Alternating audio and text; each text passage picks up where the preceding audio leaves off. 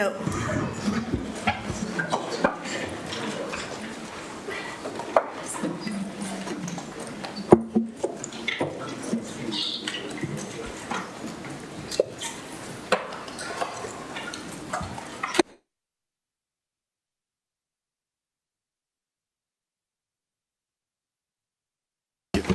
Okay, we return to the agenda. We're on item 5 to confirm the minutes of the meeting held on the 20th of April 2023. Can somebody approve those minutes? Chair, can I speak? Yep. Thank you, Chair. Firstly, congratulations to Councillor Laura Wright as well on a remarkable year. I'm sure she's probably the most popular Labour councillor in Monmouthshire now, if not Wales, I think, after Richard John's speech. But back to the agenda. First of all, I would like to propose an amendment to the minutes for agenda item 8 and the motion brought forward last month on the illegal immigration bill at the last full council, and believe that the minutes should be amended to better reflect the points made by opposition members on that day, but I am a realist. So my addition to agenda item 8 would be as follows, or would have been as follows. Councillors Edwards and Pavia felt unable to support the motion. Firstly, as I saw, it is a politically motivated due to the language, tone and misinformation used. Councillor Edwards then went on to further outline its unsuitability, as motions should be on matters for which the Council has a responsibility or which affect the well-being of residents in Monmouthshire.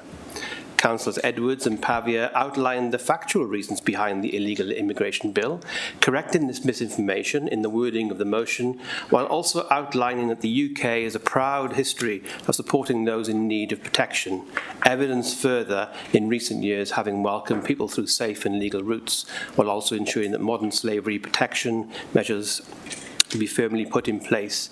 And to close, it was agreed that Monmouthshire is an aspiring county of sanctuary, which is much welcomed, and thanks was given to previous administration and the hard work of officers of this council for work undertaken, which has been welcomed by the new administration.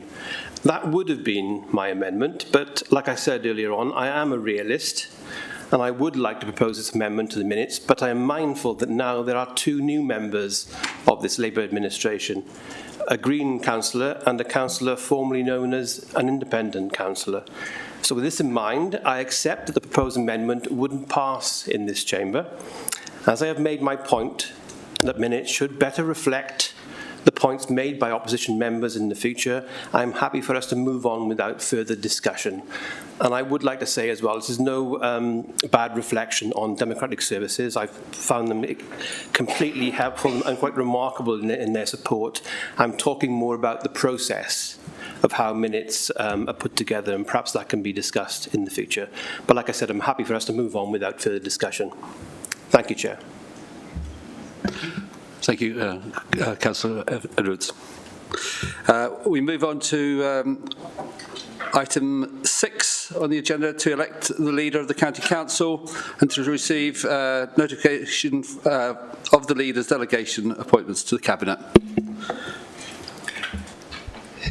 Chair. Do we have any nominations? Sorry. I'd like to nominate Councillor Mary Ann Brocklesby, please.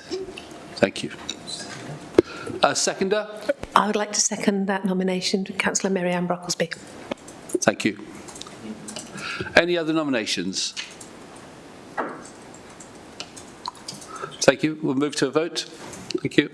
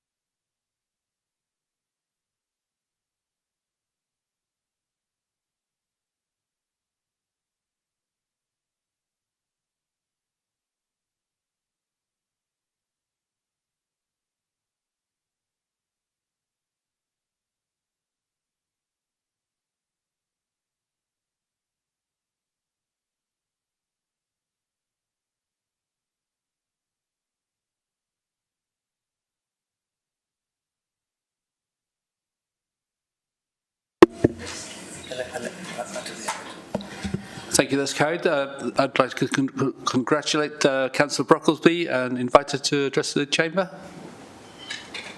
Thank you, Chair.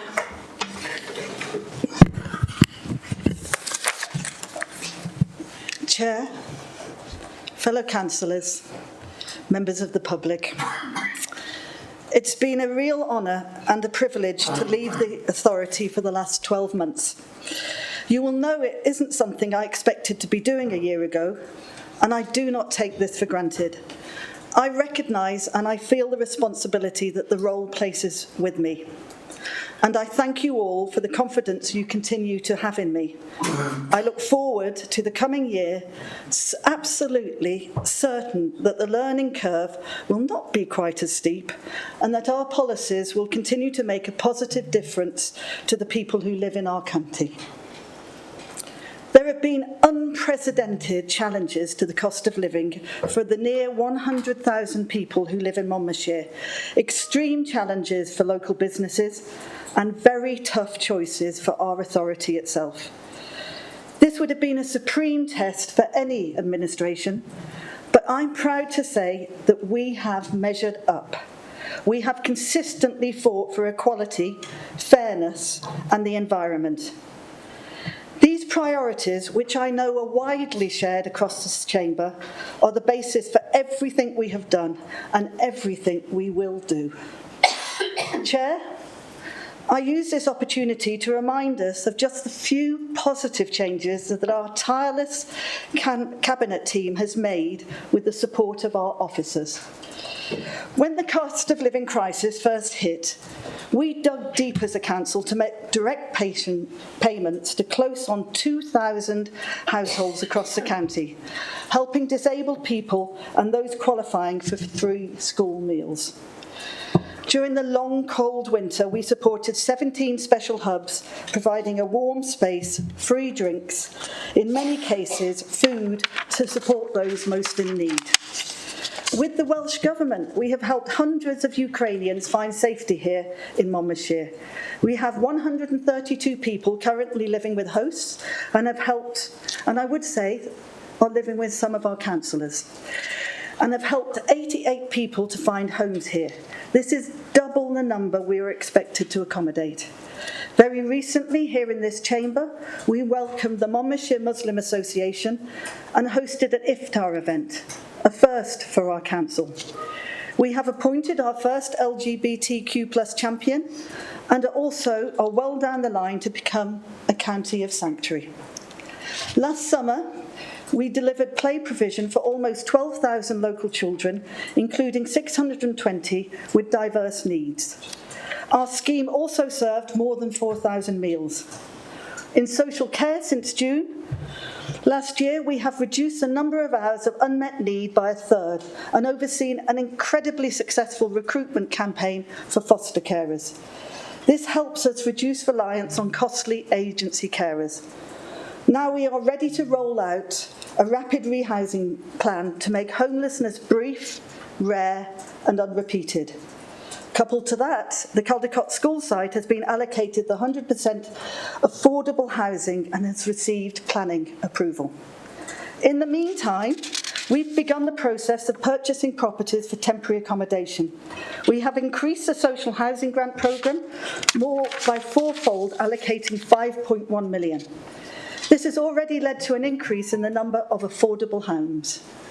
Students from Derry View and King Henry schools in Abergavenny, alongside the Minister for Education and the Welsh language, have signed the steel of the new all-age school, a joint project with the Welsh Government to create an innovative, net, zero-carbon learning environment for future generations.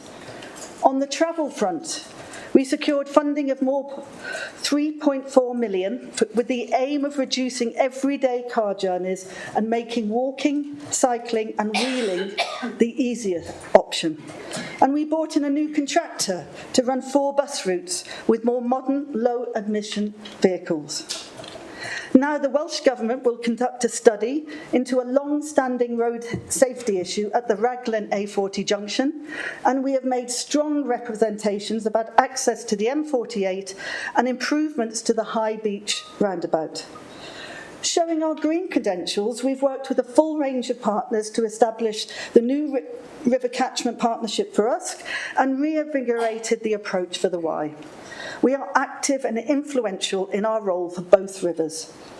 It is already clear that our partnership approach will be crucial in protecting and enhancing our special landscape here in Monmouthshire, developing green infrastructure and helping address the decline in biodiversity and some of the challenges of climate change.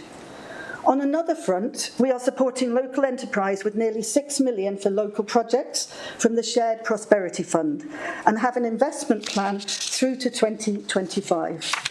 Projects include improving visitor attractions, funding to improve river health and country parks, work to design out crime, and the establishment of a Monmouthshire Youth Theatre.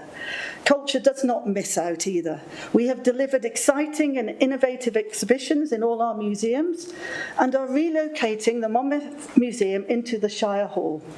We have funding for collections and decolonisation projects, events for young people, and the recent purchase of the Turner painting of Chepstow's Wye Bridge and Castle. Abergavenny's Borough Theatre is now a cultural hub with wonderful performance of music, theatre, drama and art. Chair, now I want to draw your attention to the future. Our community and corporate plan would never have passed without broad cross-party support. That is why I am delighted to announce today that in order to deliver the plan, we have formal support of the Green Party as our coalition partner. Red and green.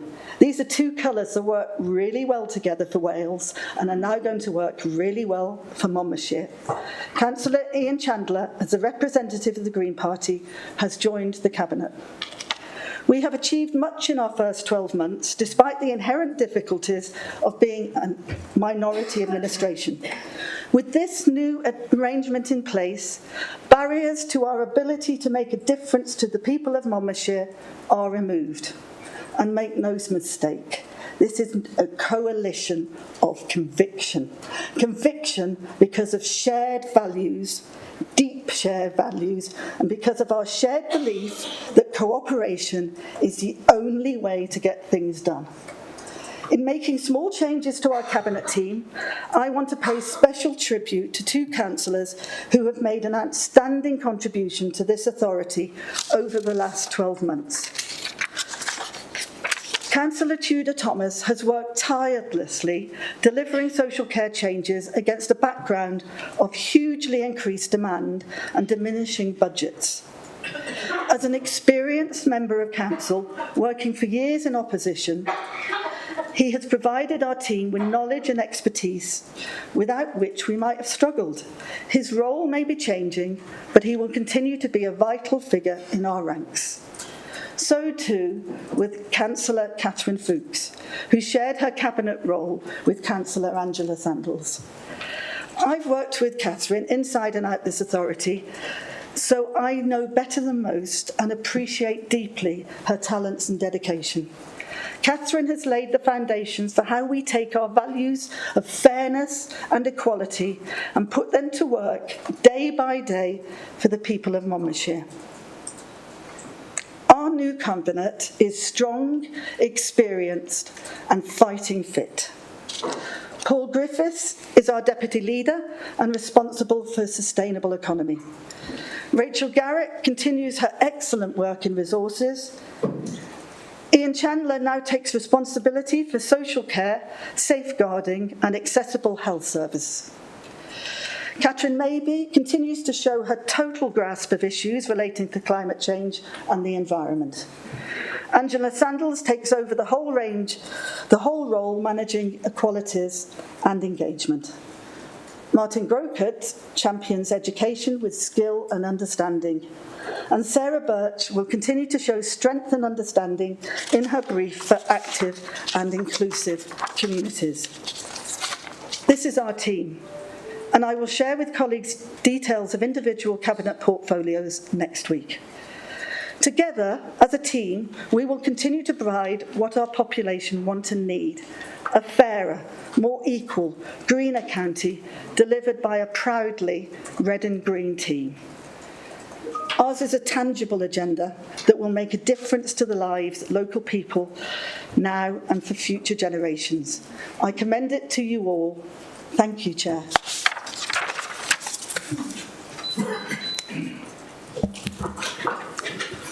Thank you, Councillor Brocklesby. I've just been informed we need to return to item 5 on the agenda to confirm the minutes. Can I have somebody that will... thank you, Councillor Callard. A seconder? Councillor Tudor, Thomas, thank you. Now move on to item 7, representation of political groups. Councillor Sandals. Thank you, Chair. Sorry. Chair. Was there an opportunity for leaders to respond to Councillor Brocklesby's speech? Sorry?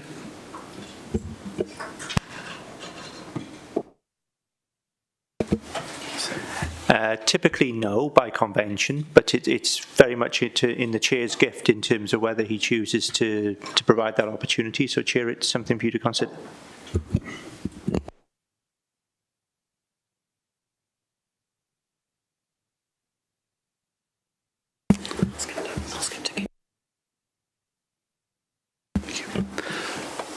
Councillor John, if it's brief, yes, please. Thank you. Okay, I will try to be brief.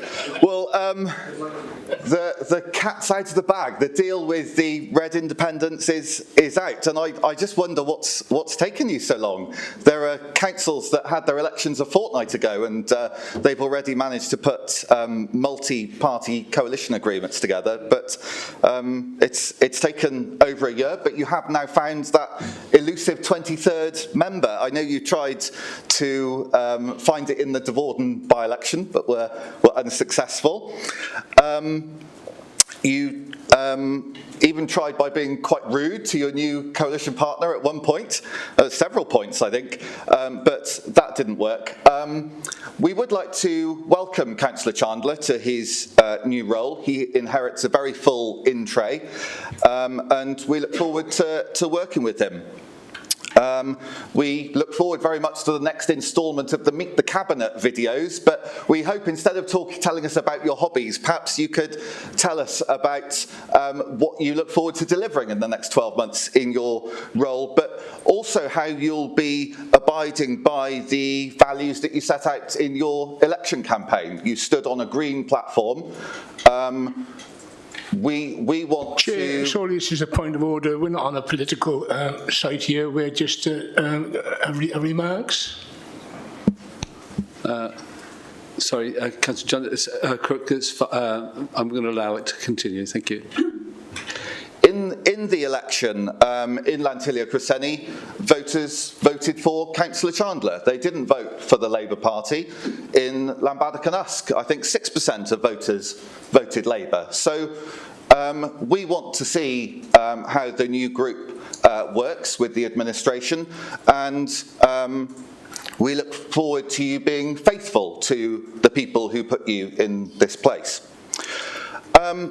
Over the last year, we've watched the new administration, sometimes with a sense of frustration, sometimes with 18 of your 22 members being brand new.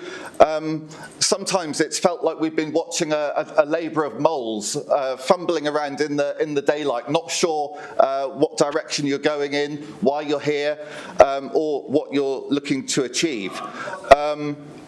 But we have tried to be a constructive opposition and sought agreement where we can. On the budget, it was our intervention that helped protect funding for child psychologists in schools, the continuation of music lessons, freezing the charge for breakfast clubs, ensuring you didn't cut leisure centre opening times, and also your plans for a 3,000% increase in charges on high street businesses.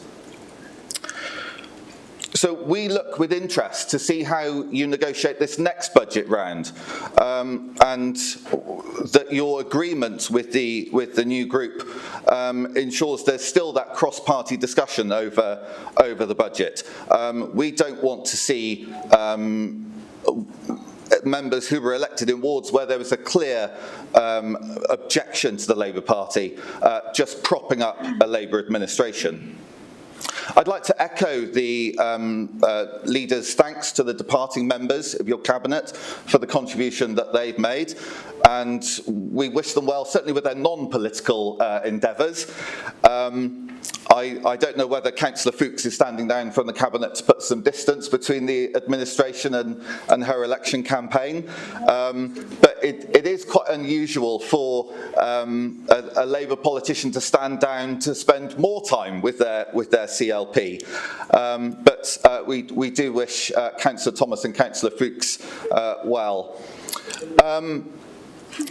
We said last year that when you're acting in the best interests of our residents, that we will support you. And we're pleased that many of the important policies of the previous administration have been retained. Support for the people of Ukraine, the new school in Abergavenny, some major projects on transport connectivity and tackling climate change.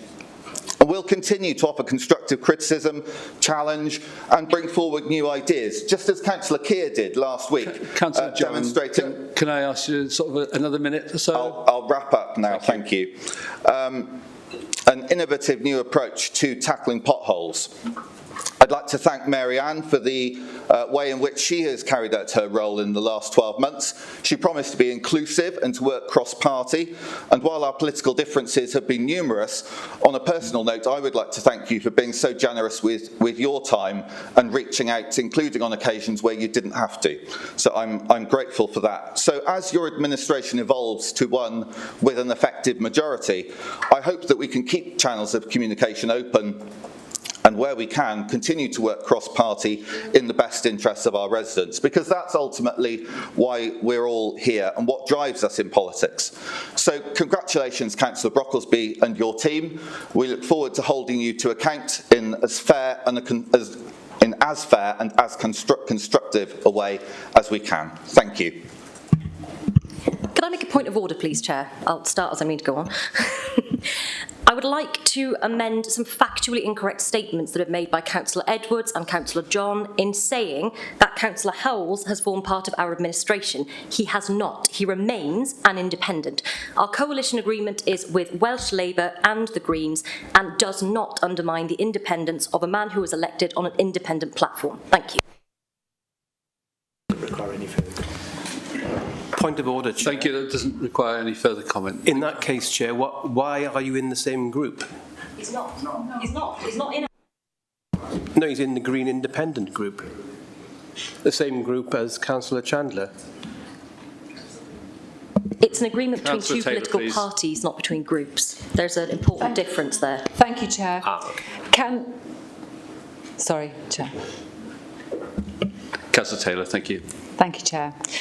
First of all, on behalf of the Independent Group, can I congratulate Councillor Brocklesby on her re-election as leader of the Council, and can I also say that we, as an Independent Group, have tried to be extremely constructive over the past 12 months in giving of our time and working with the then minority Labour administration to bring forward key policies and budget discussions that were constructive and in the best interests of residents. We would hope to continue to do that. I think that's probably been one of the most valuable parts of the past 12 months, but we very much look forward to the clarity that having an administration that's now got a majority, however that's been reached, will bring. And that clarity, I think, is really important for this council, for this chamber, but critically for those, for officers to aid them with clarity of purpose, and also for our residents who really want to know with clarity what they can expect from this administration. And we will continue to hold to account on matters as we did before such as Tudor Street, and bring forward things that we think require further discussion where possible for the best interests of the council. Thank you, Chair. Thank you, Councillor Taylor.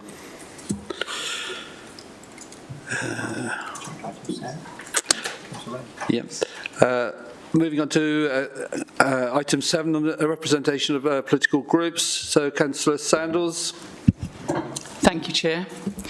This report is a legal requirement at the AGM each year. It sets out the allocation of seats for the Council's committees on a proportional basis that reflects the representation of each of the Council's groups. The key change from last year's report is that Council now has 4 groups, following the establishment of the Green Independent Group. The calculations that the report sets out lays the basis for the subsequent reports that Council will consider today on committees and appointments to bodies. Council is requested to endorse the report. Thank you, Chair.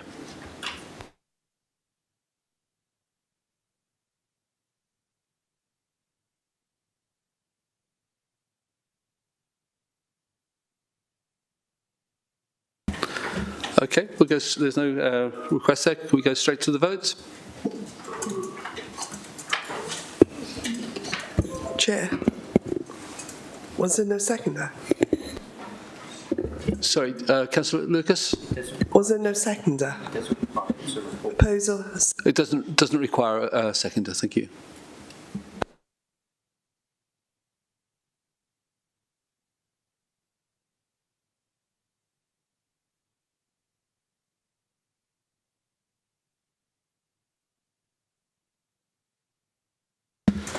That's carried. Thank you very much. Move on to item 8, appointments to committees. Councillor Sandals as well. Thank you, Chair. This is the second statutory report at today's meeting. It sets out the terms of reference for each of the Council's committees, which I invite Council to endorse. It also requests that Council hears nominations for the role of Chair of Democratic Services Committee and makes a decision on that appointment, which can only be made from the Conservative or an independent group. Thank you.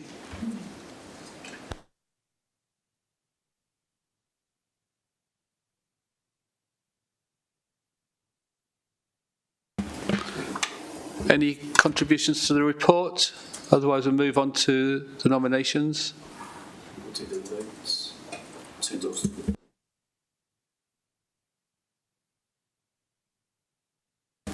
So, can we agree the report first?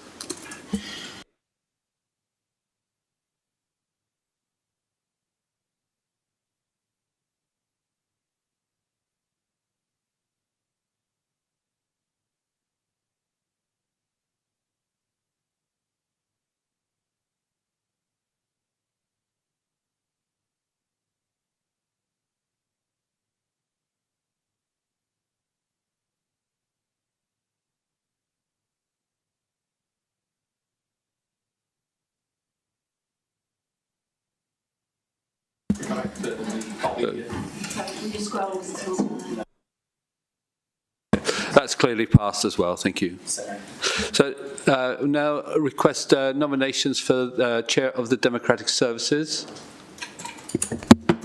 Councillor John. Can I nominate Councillor Anne Webb, please? Do we have a seconder for Councillor Laura Wright? Thank you. Any further nominations?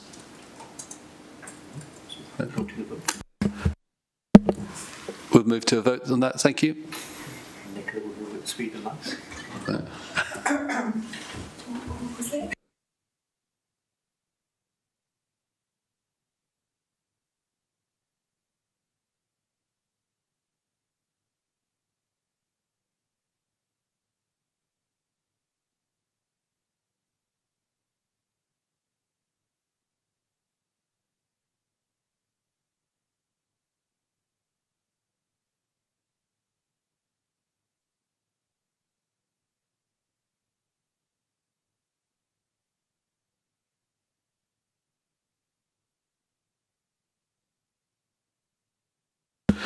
That's clearly carried. Thank you.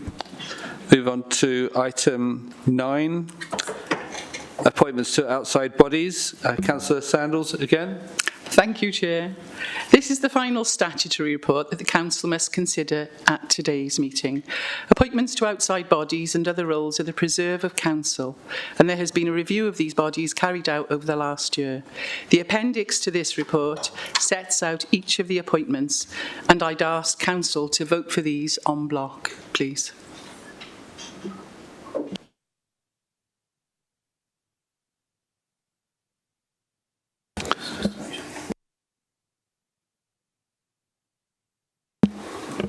Everyone content that we move on to agree those?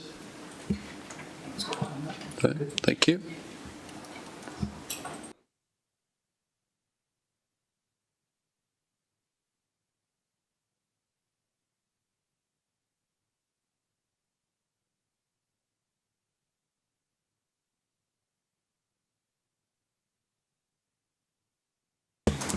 That's clearly carried as well. Moving on to item 10 on the agenda, the Constitution Review. Over to you, Councillor Sandals again. Thank you. Thank you so much, Chair. The Constitution is brought to Council at the AGM each year so that any editorial or legal changes that have been made can be noted, and so that Council may decide on more substantive changes. A comprehensive list of the changes made to the Constitution for this meeting can be found at Appendix 1, and the track changed Constitution is at Appendix 2.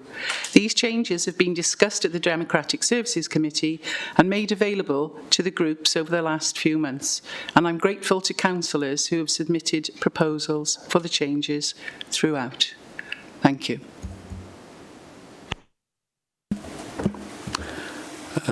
Invite any comments to the review? Councillor Brown? Yes, thank you, Chair. As has just been said, the comments of Democratic Services are relevant, and basically, I'm afraid I can't support this Constitution report on the grounds that the scrutiny issues raised at the Democratic Services Committee have not had officers' feedback, basically, if we look at the draft minutes of the 20th of March, the draft Democratic Services minutes say as follows: there was concern around the Standing Advisory Council for Religious Education being replaced by the Standing Advisory Council, considering that SACRI would still be in existence until September 24. It should actually say September 26. The Chief Officer assured members that both SAC and SACRI would be covered under one committee, which would be titled SAC/SACRI.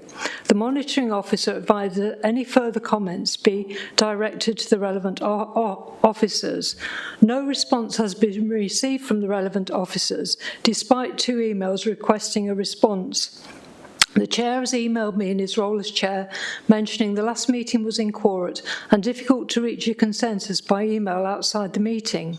Hence, there has been no consultation whatsoever with the current members of SACRI about the title of the committee changing from SACRI to SAC, rather than as recommended by the Welsh Government that SACRI should coexist with SAC until 2026 as SACRI/SAC. You will see how the draft minutes state that it should be titled SAC/SACRI, but the Constitution changes in the report we have before us will leave just SAC. In addition, both myself and Councillor Peter Strong mentioned how the Code of Conduct for councillors was changed to refer to gender rather than the correct terminology in the Equality Act of sex and gender reassignment. This means that female members cannot complain about sex discrimination from male members as a breach of the Code, or vice versa, if this change to the Constitution is approved by the Council. This is not the case in the Constitution for the whistleblowing policy, whereby officers can whistleblow about sex discrimination and gender reassignment discrimination about other officers. In fact, since sex discrimination is part of employment law, even tribunal claims can be considered. The monitoring officer indicated that he would follow this up, but members of the Democratic Services Committee have been given no feedback, and even if given, should be allowed the opportunity to respond. I hope this helps as background to this, and as a point of principle, it makes a mockery of the Democratic Services Committee if the issues and concerns are not given any feedback and the original constitution draft presented to Democratic Services just goes ahead in its original form, meaning that Democratic Services Committee is not taken any notice of. With regard to the actual reference to the constitution itself, if you look on page 232, you will see on the Members' Code of Conduct, it says, you must carry out your duties and responsibilities with due regard to the principle that there should be equality of opportunity for all people regardless of their gender, race, disability, sexual orientation, age or religion. There is no such term in the public sector equality duty as gender. There is gender reassignment and there is sex discrimination. Both myself and Councillor Strong raised this point, and the monitoring officer said he would look into it as the code came from the Welsh Government, but no word back on it. However, what has happened to sex discrimination? Members are being asked to not discriminate based on incorrect Equality Act legislation. This does not apply in relation to whistleblowing, which correctly on page 249 in paragraph 38 2.2 says, in its application, this policy, meaning the whistleblowing policy, seeks to ensure there is no discrimination against employers, either directly or indirectly, on grounds prohibited by the Equality Act 2010, which covers age, disability, gender reassignment, marriage and civil partnership, pregnancy and maternity, race, religion or belief, sex or sexual orientation. This policy is inclusive of partners of the opposite or same sex. The Code of Conduct for members fails to mention sex, marriage and civil partnership, pregnancy and maternity, or gender reassignment, which are all protected characteristics within the Equality Act. Gender is not a protected characteristics in the Equality Act, only sex and gender reassignment are. So I don't think that this constitution should be approved for those particular two reasons. Thank you. Any other comments? Councillor Jones. Thank you, Chair. Point of order, Chair. A deferment for this agenda item is requested due to the facts already explained by Councillor Brown, but I will reiterate briefly the reasons for this request. The draft minutes for the Democratic Service Committee, as already stated, has caused concern around the Standing Advisory Council for Religious Education, SACRA, being replaced by the Standing Advisory Committee, SAC. Considering that SACRA would still exist until September 26, and as recommended by the Welsh Government. There's been no further correspondence in response to queries from members, and the title in the report is SAC, despite the concerns raised in Democratic Services Committee and by individual members. At the last SACRA meeting was in Corrit, there had been no definitive consultation with members of that committee. I suggest, therefore, that the matter at this stage remains inconclusive and should therefore be deferred until further consultation has taken place and the issues raised have been addressed. Thank you, Chair. Thank you, Councillor Jones. I see Councillor Grocott would like to speak as well. Thank you, Chair, and welcome to the Chair. I'd like to comment briefly as Chairman of the SAC. It's a contentious area, but I believe I speak with the advice of the Welsh Government advisors, and I've discussed it also with our monitoring officer, and perhaps I could bring a little clarity. My understanding, I may be wrong, and I'm prepared to back down if necessary, but my understanding has been that on matters to do with the Standing Advisory Council, it is this county council that is responsible for making constitutional arrangements, and therefore it's entirely proper that we make decisions this afternoon. Acronyms are a blessing and a curse. Perhaps I should just offer a brief word of explanation as to what SAC and SACRE actually refer to. Under the new national curriculum for Wales, religious education no longer exists as a discrete subject within the school timetable. That curriculum, of course, is working its way through. And so we're currently in a situation where younger children will be having lessons in religion, values, and ethics, whereas at upper secondary level, and still to GCSE and A level, students will be taking religious education. The confusion arises here because SACRE is the Standing Advisory Council for Religious Education, a subject that for increasing numbers of youngsters as the years go on will no longer exist. In the time when religious education is still there for the older secondary pupils, there will still be a need to refer to SACRE. But as year goes on year, that need will decrease. And the new curriculum should now be recognised in not only my view, the view of the monitoring officer, but also the view of, I believe, Welsh Government education ministers.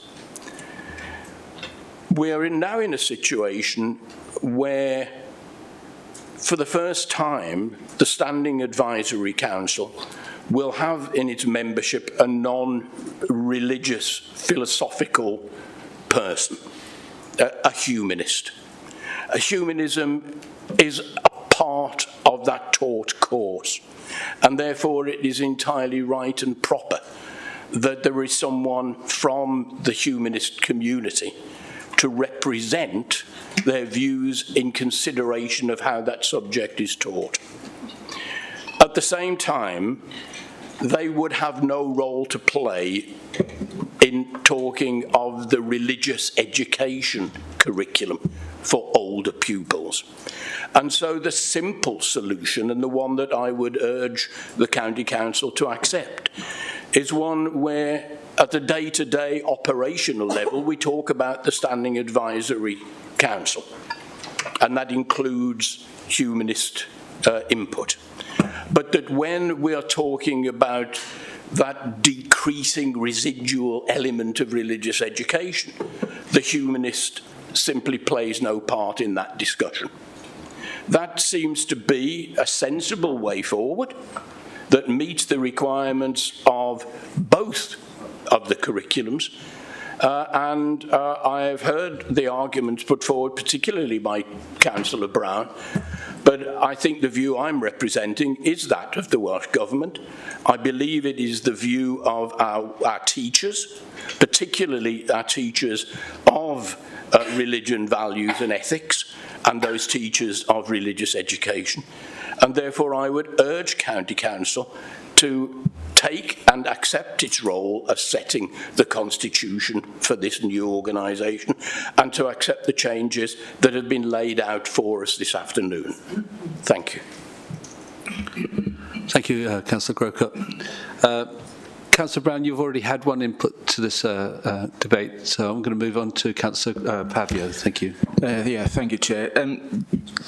It is unfortunate that the last SACRE meeting that was going to examine this was in quorum, which I suppose denied the robust discussion and recommendations to full council to take this forward. I know a similar situation happened in Blaenau Gwent in November when they had their discussion on constitutional reform of SACRE. Unfortunately, they were in quorum, but instead of pushing forward, they took their this agenda item to a constitutional working group to work it through, and that's still happening. That's still working through. And I know obviously one of the protocols for the monitoring officers review and update is to monitor what is going on in other local authorities in terms of good practice.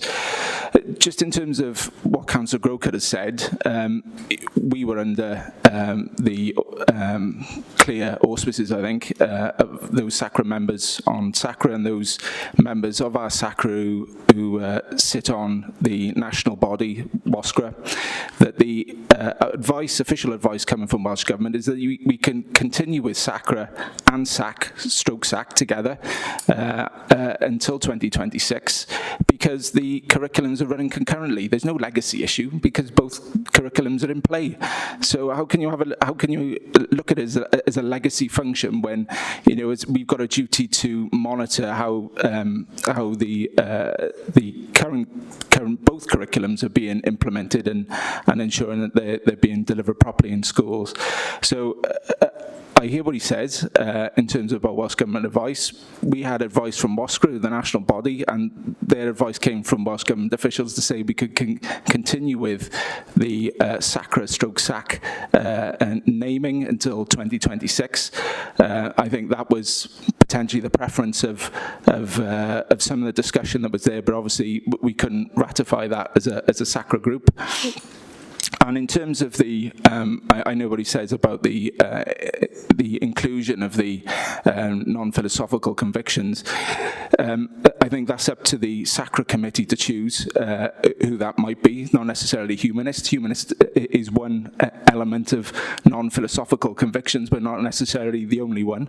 And, that will be up to that committee to choose who its membership is.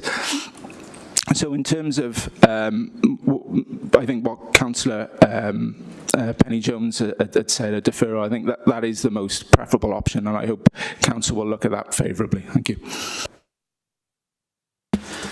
Thank you, Councillor Previa.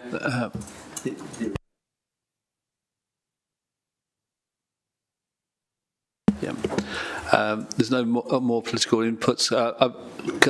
Could I invite the monitoring officer to give a view?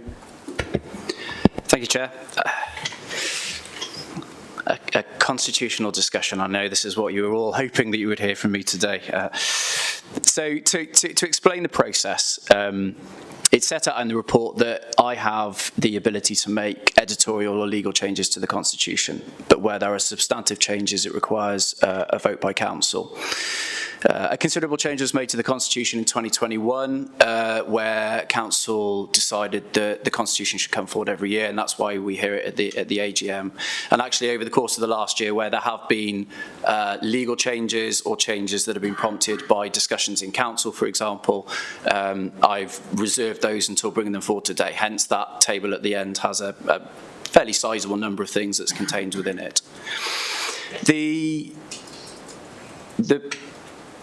difficulty, I suppose, in my position is, while I can take a very clear black and white steer from how the legislation is written, I also deal with a number of submissions that come in from councillors which are of maybe more subjective or substantive nature. And so that's why it's important that we go through that process of Democratic Services Committee, but also there are other steps available for a discussion about this along the way.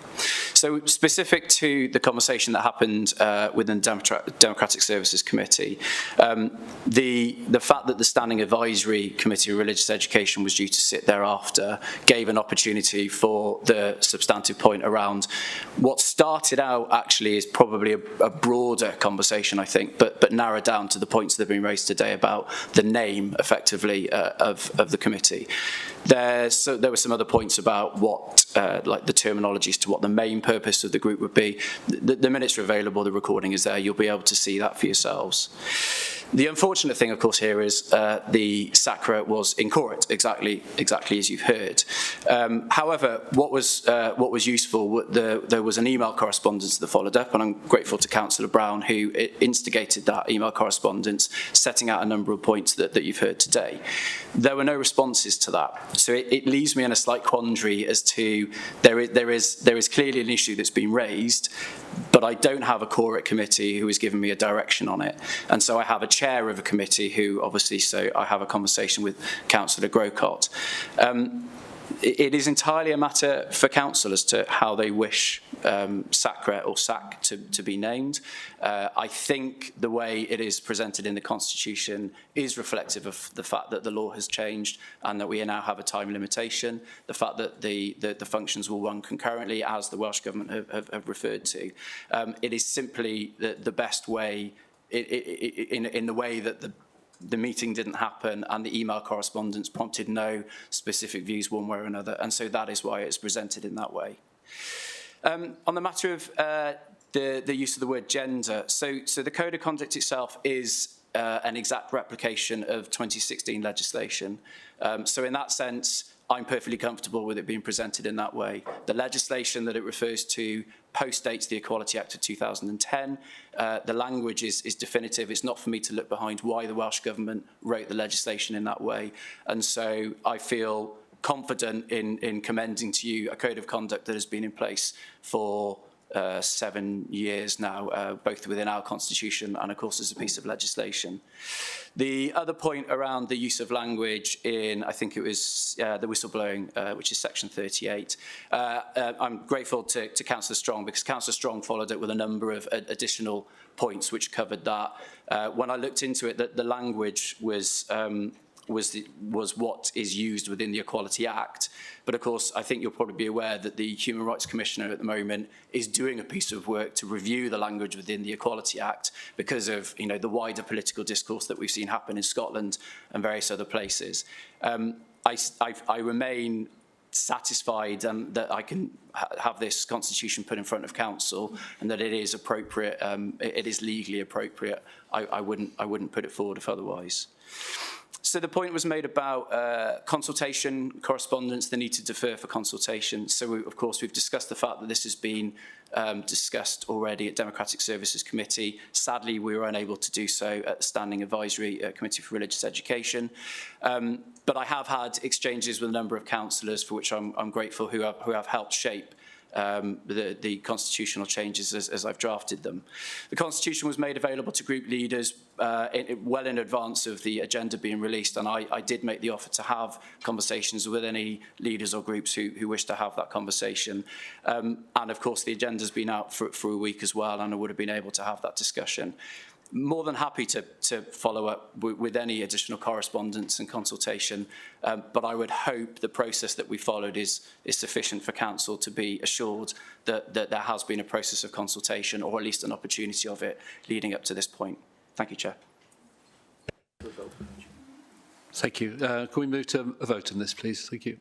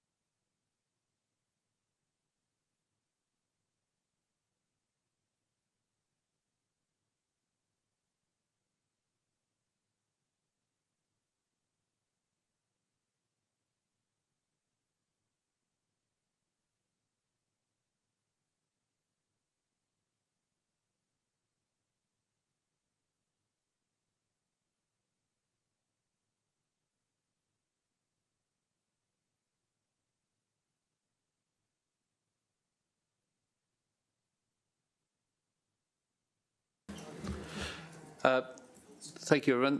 The vote is within one, so within normal practice of the council, we're going to move on to a roll. Against. Councillor Bryn. Against. Councillor Buckler. Against. Councillor Birch. Councillor Butler. Oh, sorry. I'm against as well, if that helps. Okay, you did do it right in the first place. Councillor Callard. For. Councillor Chandler. For. Councillor Crook. For. Councillor Davis. Against. Councillor Dimmock. Against. Councillor Eason's not here now. Councillor Edwards. Against. Councillor Fuchs. For. Councillor Garrett. For. Councillor Garrick. For. Councillor Griffiths. For. Councillor Grocott. For. Councillor Howarth not here. Councillor Howells. For.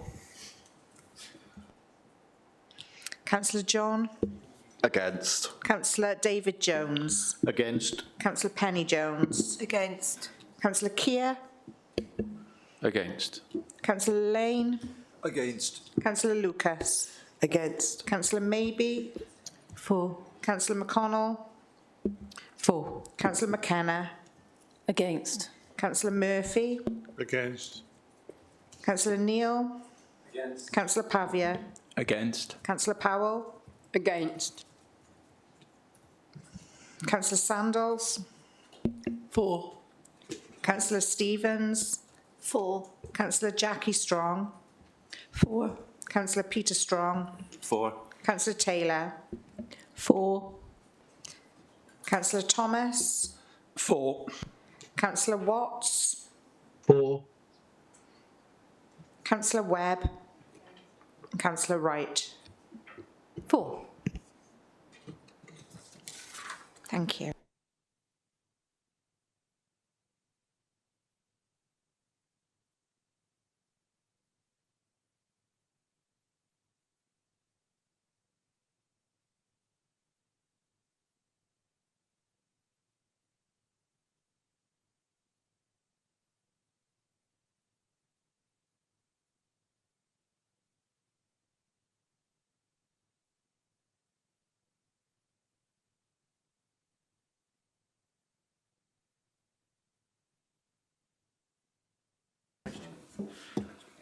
Councillors, it's 22 for, 20 against, so that's carried. Thank you.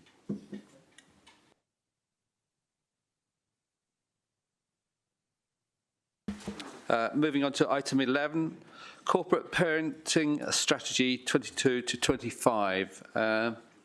Councillor Brocklesby?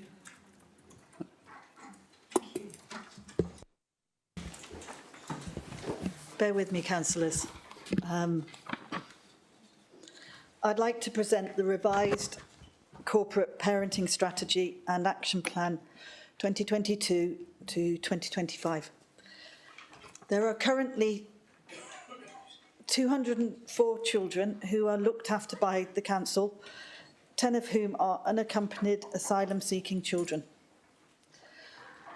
By virtue of the fact that they are in our care, children and young people who are looked after will have experienced a level of disruption and adversity in their lives. Some will have experienced significant levels of abuse and neglect.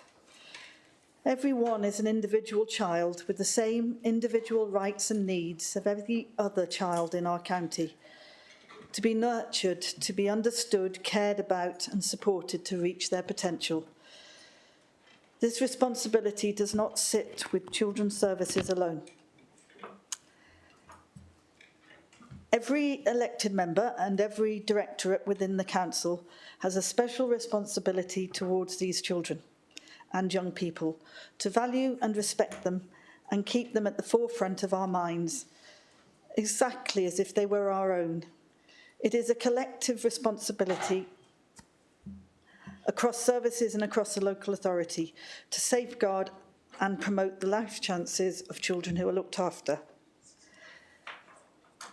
This extends during their period of being looked after and into their lives as young adults striving towards independence.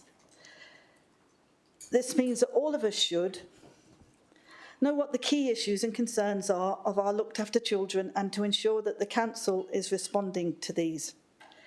Ensure that parental responsibilities for children who are looked after are being fulfilled. Identify where things need to improve and to make a difference for good. Consider and question the impact of council decisions on looked after children and care leavers.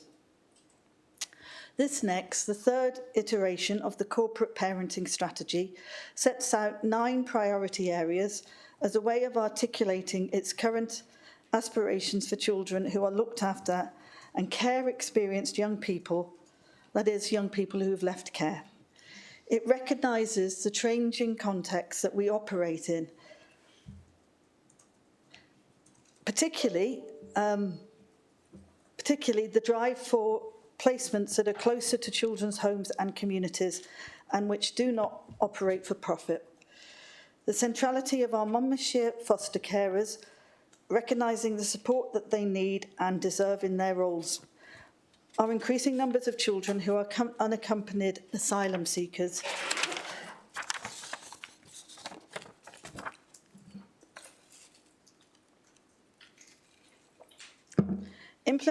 Implementation and oversight of progress against the strategy and action plan falls to the corporate parenting panel. The panel is a lively and well-attended group which meets formally on a quarterly basis and routinely links with care-experienced young people and foster carers. One of the panel's first priorities for this period is to create physical and digital booklets about our foster carers that can be shared with children prior to placement to help reduce anxiety and assist with the settling in period. Members of the panel will be continuing to support the ongoing recruitment of foster carers and will be hosting Foster Care Celebration event later this month. I would invite all members across the chamber to endorse the strategy and the action plan. Thank you.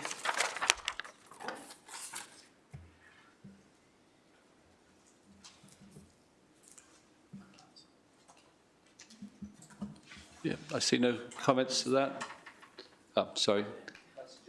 Councillor Jones. Thank you, Chair. Yes, I endorse this policy. It's an excellent panel and it's an extremely important one. And to that end, Chair, could I just take this opportunity to thank Councillor Tudor Thomas for his contribution, as Vice Chair when I was Chair for several years and then latterly as a Chair. His contribution, he played a key role in supporting young people and especially vulnerable young people. And he did it with care and with passion. And I would just like to acknowledge his contribution. Thank you, Chair. Chair, sorry to butt in there. I've got my hand up. I've got a question. Sorry. Yes. Yeah. By all means, Councillor Watts.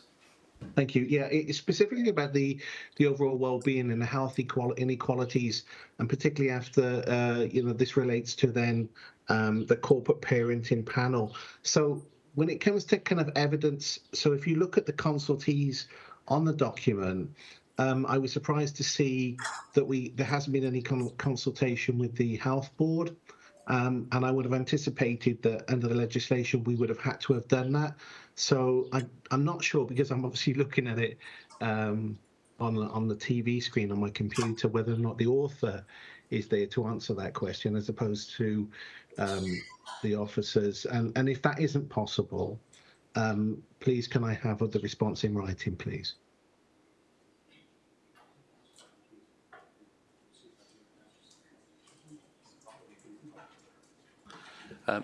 Thank you, Councillor Watts. I'm going to move over to Councillor Pavia and maybe come back to you on that, Councillor Watts, maybe in writing from a...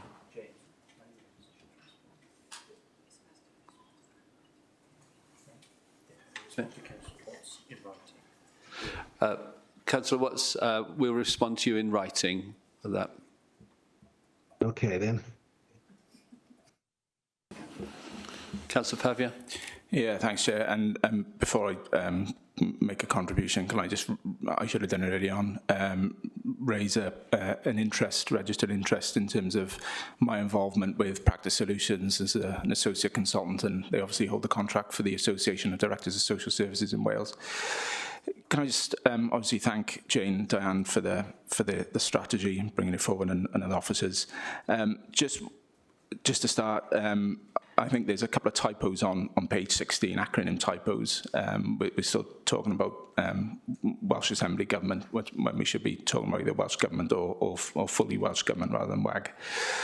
Just on standing actions 11 and 19 regarding foster carers, and obviously we're in foster care fortnight, and it's fantastic to see the media communication that has been pushed out this week from the council highlighting the obviously the 2 weeks, and hopefully will attract families to Monmouthshire families to sign up to the authority scheme. I'd be interested to know, and again, you may not have the detail to hand, but how we have made progress over the last 3 or 4 years in terms of sign up, but also and obviously looking more importantly for those families that we had. That we have currently on our books, supporting us in our corporate parenting duties. How many of those families potentially are looking to retire in the near future? I know that's a challenge that's being faced across Wales. I think one of the elements there, I think, in Standard Action 19 is around how we support and champion our foster carers. There's obviously a challenge with independent providers, potentially providing greater cash incentives, drawing families that may be with us away for various reasons. I just wondered what additionality are we looking at to support those families to stay with us? Are we losing families just for cash purposes, or are we providing the added value really for those families to stay with us and support us as an authority? And just on the last point, I suppose on page 16, and you're talking about context and known context, and I think something that really concerns me really is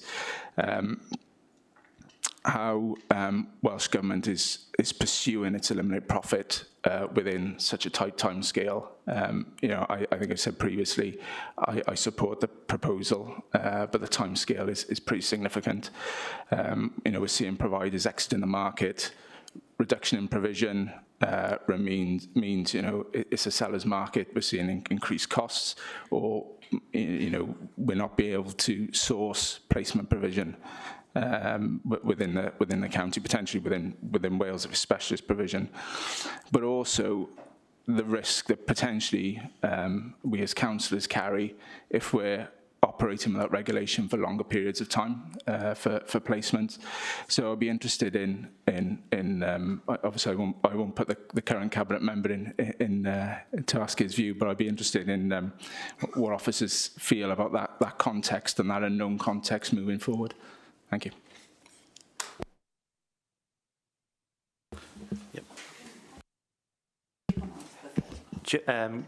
Council, for those of you that aren't aware, the colleagues that have joined us, the closest to Jane is Dr. Charlotte Drury, closest to Peter we have Diane Chorister, and Jane's leadership. These are the two colleagues who provide leadership to our Children's Services function. Councillor Pavia will pick up the WAG references that you made. That's not a problem at all. I'll invite a combination of Diane, Charlotte to pass comment around the core of your questioning, which was around fostering and where we stand with that. Colleagues, I won't be looking for you to get too drawn into the politics of the Eliminate agenda. I think from an officer perspective, suffice to say, we think it's a good agenda. The pace of it is challenging. It's operating in a very strained market, and it's presenting, I think, some unintended consequences to the sector as a whole at the moment, and certainly to Monmouthshire County Council. I think beyond that, Councillor Pavia, it probably stretches into a political sort of space, which I wouldn't expect either Diane or Charlotte to talk to at this point in time. But between you, if you want to talk to Councillor Pavia's point on fostering, please feel free to. You'll have to remind me if I miss, because it was a multi-parted question.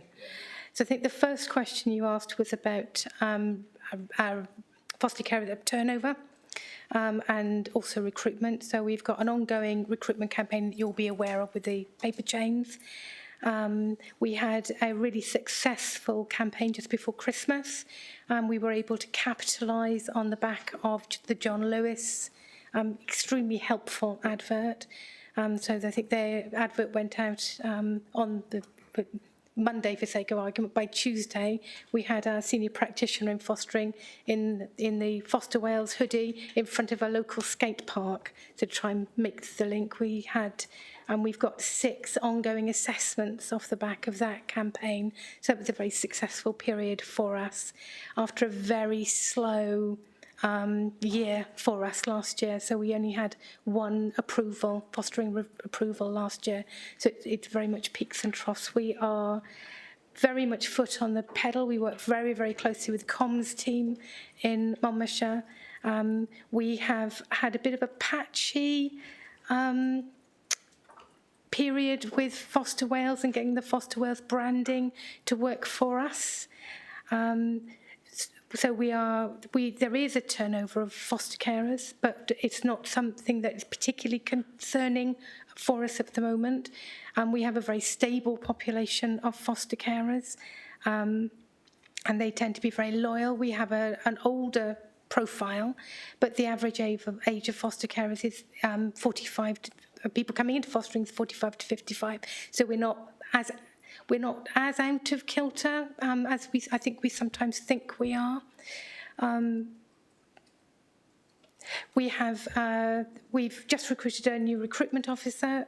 Some of you may have seen her very enthusiastically out and about and being part of our recent campaigns.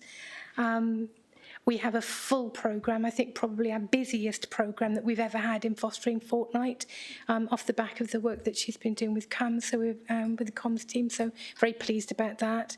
And we're also well underway with a foster care appreciation event, as you rightly say.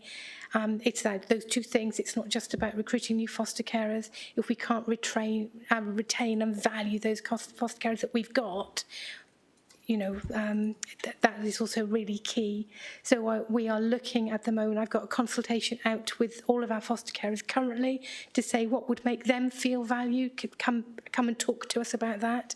They're coming back with some really interesting ideas around some of the big things for them. We have Mon Games has been very good in providing open access to some of their resources. They've had cuts to their funding, which means they're not going to be able to do that. That's going to have a massive impact on some of our more vulnerable children. So we really need to be looking at that and how we really make our foster carers feel that they are part of the fostering team, that we are side by side with them in supporting and caring for some of our most vulnerable children. So that's a piece of work that's ongoing. When I have their feedback, I'm going to be working with other officers and possibly coming back to you to saying this is what we would like our improved offer to be. We very much want to be a fostering friendly local authority.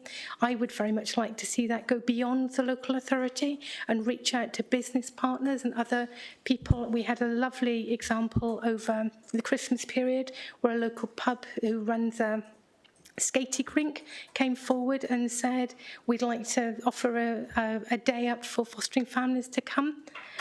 We've had a local kickboxing come forward and say, and with presents for the Christmas appeal, and also offer opportunities for children who are looked after. So I think we have lots of social capital in Monmouthshire. The thing that sets foster carers away from the general population is, this is going to sound a bit cheesy, but they are good people. They're really values-driven. Monmouthshire is a really values-driven local authority. So there's we can capitalise on that, I think, in Monmouthshire. We're very well placed to capitalise that, I think, on Monmouthshire. I'm losing my...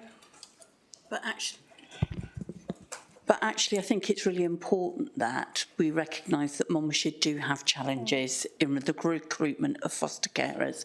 Part of that will be, as you've said, it's not necessarily an area that's looking at families who want to take on fostering as income generating. And that's part of the challenge we have. And I think it's important to be honest about the challenge we have. However, the fostering strategy that we've now drawn together in the last 2 months really focuses on what are our strengths, what are our skills, and how best we support the people we have. Because obviously we've got 50 children in independent fostering agency foster placements, and we need to have our eyes on all of those children and what those plans will be and how best to meet them as a whole package, not just as fostering. Sorry, could I just come back and just ask? You've obviously highlighted the loyalty of the cohort of families that are with us.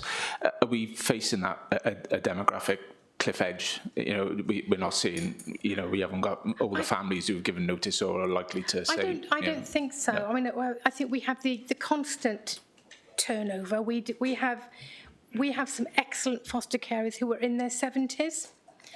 Who provide amazing care for babies going for adoption. They're not looking to retire anytime soon, amazingly. So I'm not too worried we're hitting a cliff edge. What I am worried about is that we are very reliant on private providers in Monmouthshire. Of our fostered population, we have about a third in kinship placements, about a third in generic foster placements, and then a third who are in private provider placements. And that is of concern to me, and that's where we need to really focus on. And we are trying to engage them tactfully in conversations about the Eliminate agenda and coming over to foster for the local authority. There is some resistance to that, which is one of the reasons why we need to make our offer as attractive as it can be. We can't match the fees that we pay, so I'm not looking at that, although there is a piece of work being done by Welsh Government around harmonisation of fees across Wales, and we will be part of that.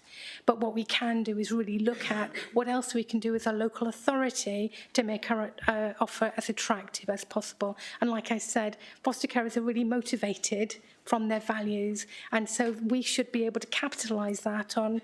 We are not for profit, we are not profiting off the back of vulnerable children.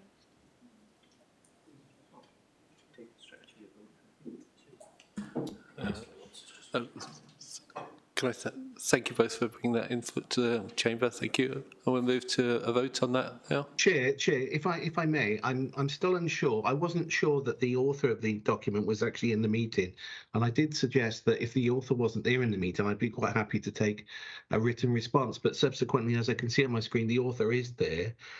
Can you explain to me why they're unable to answer my question specifically about consultation with the NHS? The reason why I push for this is because, from my understanding of it, under the Children's Act 2004, local authorities have a duty to cooperate with the Health Board, and that data would be, give us a significant steer to understanding some of the problems that we face.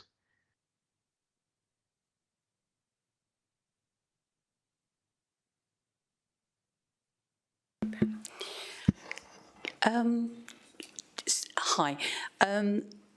The Health Board do actually sit on the corporate parenting panel. We work with the we work with health in all different areas, different parts as a partnership with health.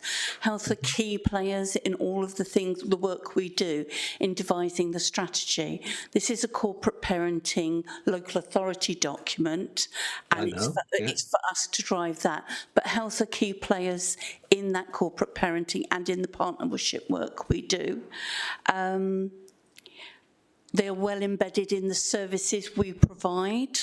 So we work in partnership at all levels, operationally and strategically.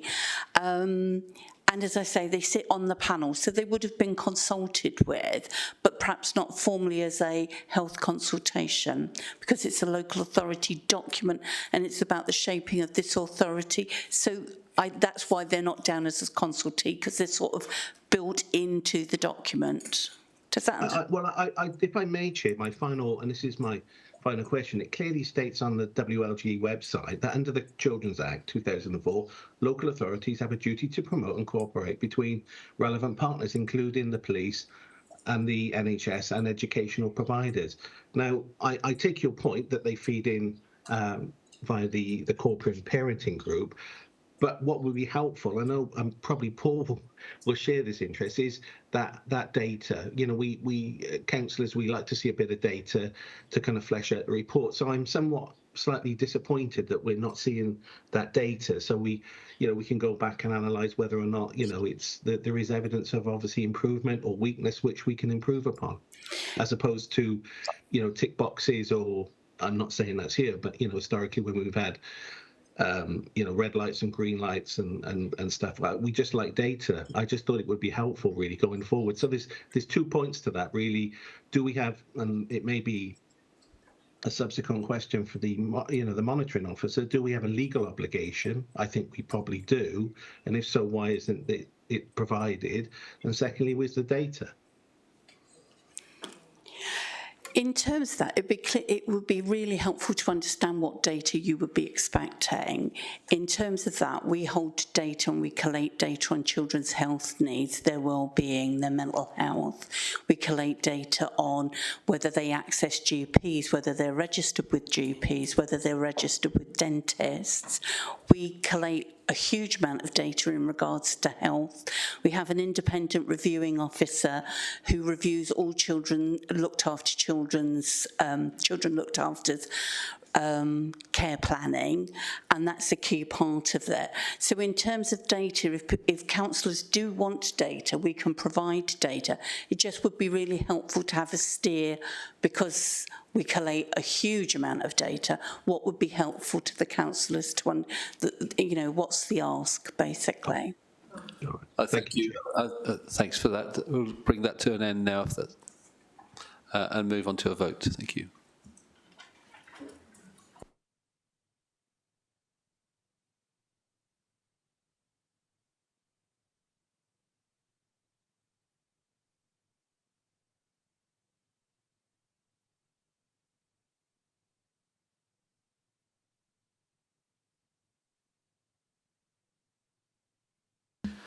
Thank you, that's carried. Moving on to item 12 on the agenda, 12.1, members' questions. Over to Councillor Pavia, please. Yeah, can I take the question as read, Chair, please?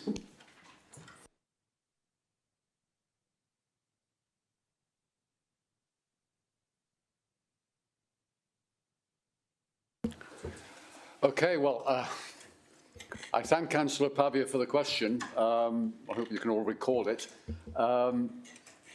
There is, in my view, few issues more important than the contribution that we make to what Councillor Pavia calls our urban spaces. I might call our towns. In my view, we're a county which is defined by the quality of its towns. I'll try and provide a specific answer to the question, and referring to Councillor John's earlier, and I think entirely unjustified contribution, I will aim to answer not as a mole looking for daylight. The contributions that we are making to the quality of our towns include the progress that we're making on our local development plan, which will create the growth in jobs and people necessary to sustain our towns. The progress on our local transport plan, which will allow the required movement of people in and out of our towns. Our contributions must include the further development of our relationships with our town councils, who will be and are pivotal in taking our towns forward. And in that regard, I refer to the progress we're making with the placemaking plans, which is a joint exercise with each of our town councils. I refer also to our partnership with town councils, which has led to the establishment of the town teams, which are taking responsibility effectively for our street care. I refer also to the crucial contribution and the support that we must provide for that contribution to those businesses and community organisations who work to create the reasons for us to be in town. The events, the festivals, the leisure opportunities, the sports opportunities, those clubs and associations, the shops, the cafes, the pubs, the restaurants, they're not provided by the council. They're provided by business, by voluntary association, by social enterprises, and our role is to provide support for them. Our towns, I suggest, are networks of energy and creativity that come from very many sources. Our work, our role is to sustain those creative networks. Can I thank the Deputy Leader for his response, and I certainly agree the importance of promoting this, the strategic development of our towns and reviving our towns, particularly Chepstow. I appreciate this is a difficult one because it falls between two portfolio areas. Your responsibility for town centres and Councillor Maybe's for highways, but a number of residents in my ward have been raising the issue with me about the proliferation of street signs and road signs. Now, I don't know whether it's the rollout of the new 20-mile-an-hour zones or there's more people being stuck in traffic in Chepstow, but they're certainly noticing increased signage. I don't think it's been helped by the Welsh Government's rollout of the safety interventions on the A466 Link Road, which effectively put 20 new large signs on both sides of the road about 12 months ago. So what steps are the council taking to monitor the number of sign assets that are being installed and what the effect they are having on our streetscape, and how is it looking to streamline signage to improve both aesthetics and to reduce public confusion? Thank you. Chair, I'd quite like to respond to that, if I may. Yeah, briefly. Councillor Maybe. Thank you. Thank you. Yes, I believe you've already had an exchange with officers about exactly this issue. In relation to the new speed limits, there is a specific requirement around repeater signs, but that will change when the full rollout happens. I believe that illuminated signs, there is a register of signs that we hold, but there isn't a register for non-illuminated signs. It's interesting, I do actually share your concerns around clutter on streets, and it's something I would like to try to get to grips with. I'm not sure that it's something that's entirely within the hands of the county council, but it's certainly one that we could look to collaborate with town councils and see if we can do something about. It does seem to be something that just escalates, and signs never disappear, they just seem to keep increasing.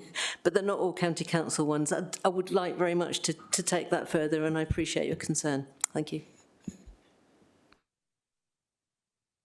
I would only add to that there are two different issues here. There are signs on highways where regulation of that signage to maintain their effectiveness and reduce clutter is very much a highway authority, county council role. The challenge has been added to by the 20-mile-an-hour policy, but few of us would want that not to be properly communicated. So how we do that whilst not enhancing the clutter, I will allow Councillor Maybe to work that one out. There is also simply the effective signage within our towns. And we can refer to clutter, and I share the experience with Councillor Pavia of Chepstow. We may have a lot of signs, but in my view, we don't have effective signs. So people come, for instance, to the castle as a tourist, and they're barely aware that there is a town 300 or 400 metres away. So we need signage. We may need less, but we certainly need more effective signage within our towns. Thank you. That concludes our business for today. Thank you.